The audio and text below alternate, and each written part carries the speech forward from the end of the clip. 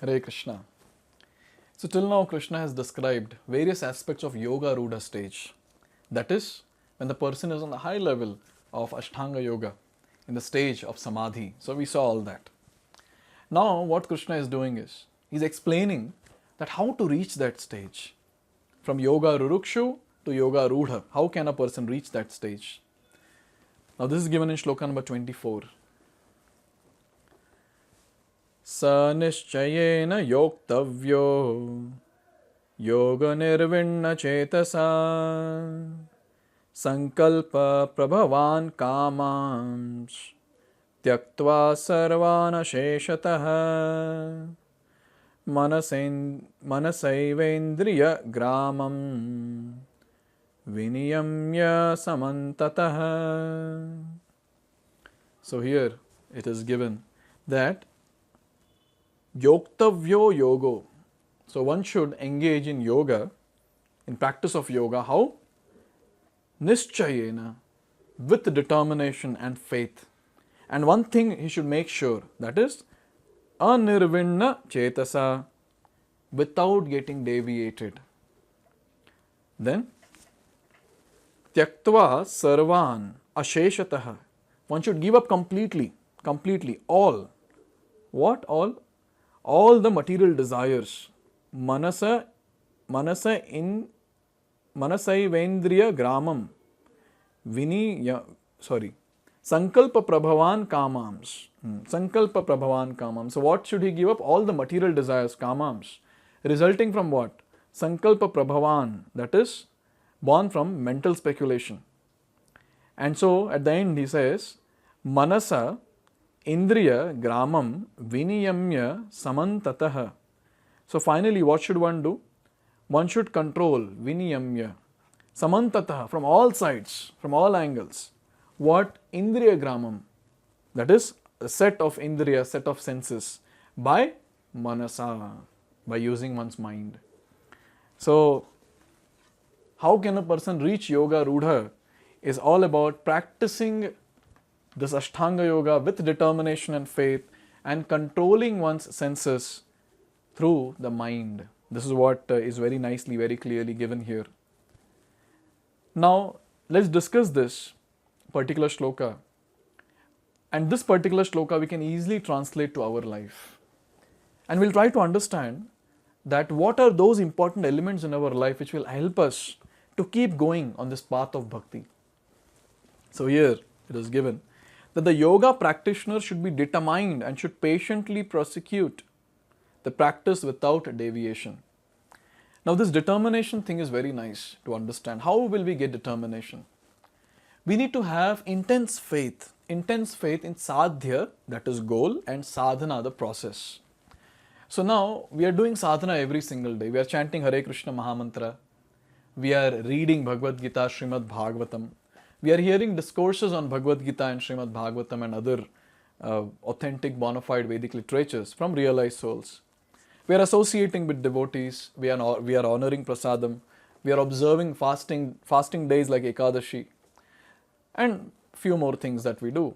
So when we are doing all this, this is our sadhana. And the main sadhana in this is Shravanam and Kirtanam, that is chanting and hearing. So this is something which is very, very important. Now this faith, intense faith should be there that this process of bhakti is a flawless process. And just by practicing this with complete faith, what I'll be able to do? I'll be able to attain the ultimate goal, sadhya, that is Lord Sri Krishna, and serve Him with lot of love and devotion for His own pleasure. Now this faith should be there, that what I'm following is perfect and what I'm following will take me back home, back to Godhead. When this faith is there, then automatically the determination will increase. When does a person get into depression? When he cannot see the goal, when he cannot see the means to achieve the goal. So when these two things are missing, that person gets into depression. That determination will all automatically go down. So this sadhya and sadhana, we should have complete faith in. Yes, goal of life is to attain Krishna, go back home, back to Godhead. And what is the process? The process is chanting of the holy names and all the other things related to this particular Sankirtan or chanting. In this way, when we have this faith, intense faith, automatically we'll get the determination to practice bhakti. And that's what is given here, that one should be determined and shouldn't deviate. Many people will tell many things around. Oh, what you're doing is not proper. Oh, do this, do that. That's all okay. How do we get that intense faith and understand that I'm not deviating? If we read Shastra very properly, if we understand the philosophy very properly, understand the science behind what rituals we are doing, then it will be very easy for us to have intense faith and will not get deviated even if hundreds and hundreds of people come and tell us that we are doing something wrong. Majority might be on one side doing something. That doesn't determine that they are right. Majority might be doing something that cannot be right. Even if there are few people following Shastra and majority is not following Shastra, those few people can be considered as doing or practicing something very proper and authentic. So majority will never decide that is it right or wrong. But what will decide is it right or wrong? It is the Shastric reference, what is given in Vedic scriptures, what is given in Bhagavad Gita. One should be sure of success at the end and pursue this course with great perseverance, not becoming discouraged if there is any delay in the attainment of success. Success is sure for rigid practitioners. Now, in our life, how much we have endeavored for material things, be it while studying to score marks, or be it preparing oneself for some interview for getting some job in some corporate firm, or any other material aspect. We all have endeavored a lot, and every time when we have endeavored, it's not that we have attained success. There might be many times when we have not attained that particular goal. But the best thing in bhakti is, while practicing bhakti itself, there will be so many benefits. Like for example, when someone is preparing for interview, now when he's preparing for interview, he's not getting anything. Only when he cracks the interview, then when he gets that offer letter, he feels, yes, I made it. But then when a person is practicing bhakti, during that practice itself, he'll gain so many things, so many wonderful qualities, so much of clarity in life, so much of peace, so much of satisfaction. All these things will come. And these things are the proof that finally the person is going to attain that ultimate destination. So while practicing bhakti, one should be very much determined and shouldn't lose faith and hope. And one of the best things that the person can do is to always remain fired up in bhakti is always remain in the association of fired up devotees. We all need a fired up association. Then it is possible that with determination, without losing faith, we'll progress and march towards the ultimate goal of life, that is Lord Sri Krishna. If that association is not there, then there is a great chance to fall down from spiritual platform to something material which we were doing before. So fired up association is the key. So Rupa Goswami says, Utsahan Nishchayat Dhairyat. So how should one practice bhakti? Utsahan. Enthusiastically one should practice bhakti. Utsahan. Nishchayat, with full determination. And Dhairyat, one should have a lot of patience while practicing bhakti. Seeing the current results, seeing whatever little transformations we have in our life, in our heart, we should make sure, or we should have that conviction that yes, these changes I'm noticing, I'm observing, I'm feeling it. I'm surely going to attain the ultimate destination. But then, what am I supposed to do? Rigidly practice this sadhana process. Very, very important. Rigidly we have to practice bhakti. And when we do that, Krishna will help.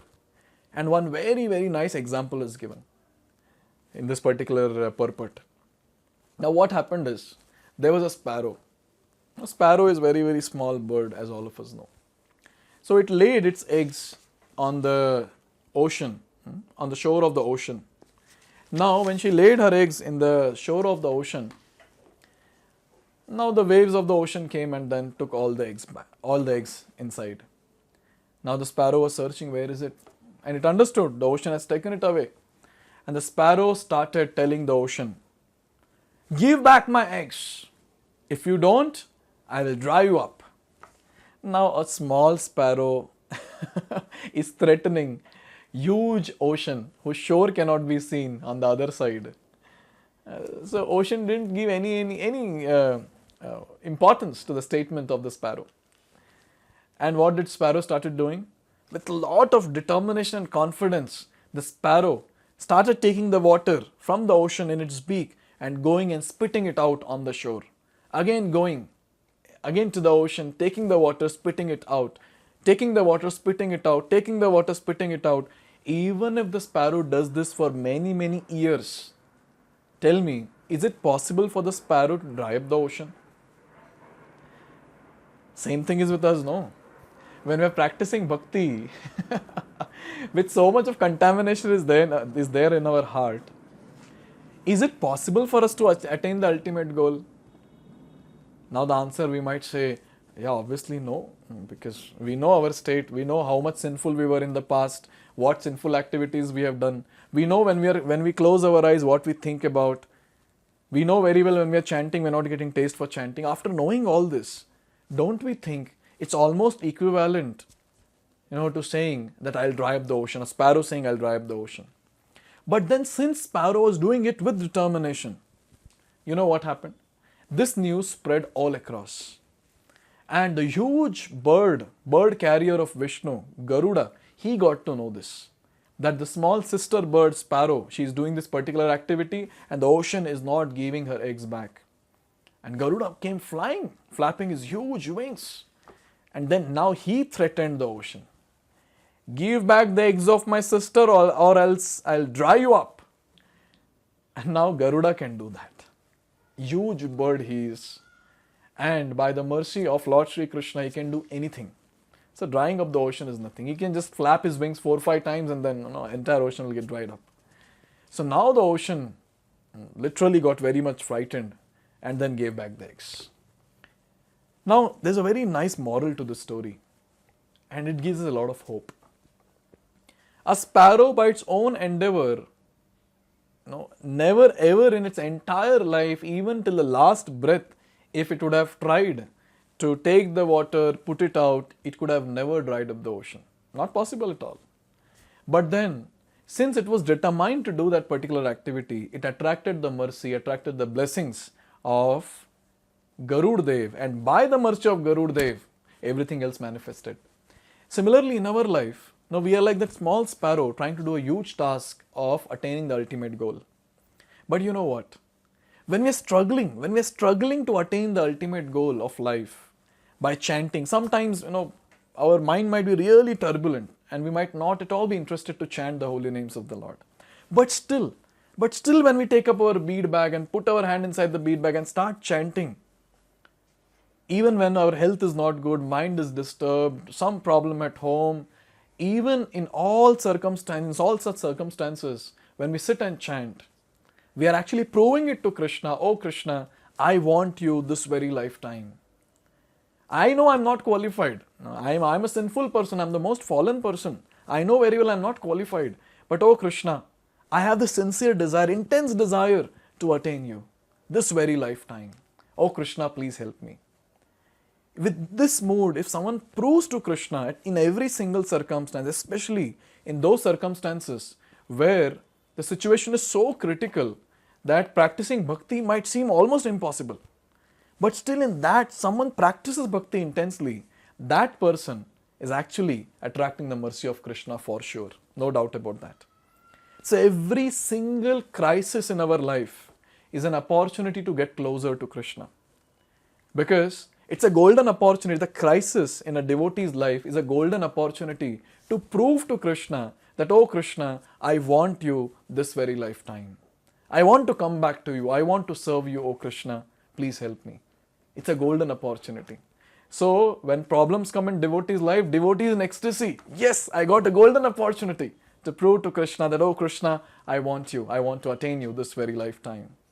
So in this way, all of us, we devotees, we should be very, very enthusiastic while practicing bhakti, understanding that we are doing this bhakti, this devotional service to please the Supreme Personality of Godhead.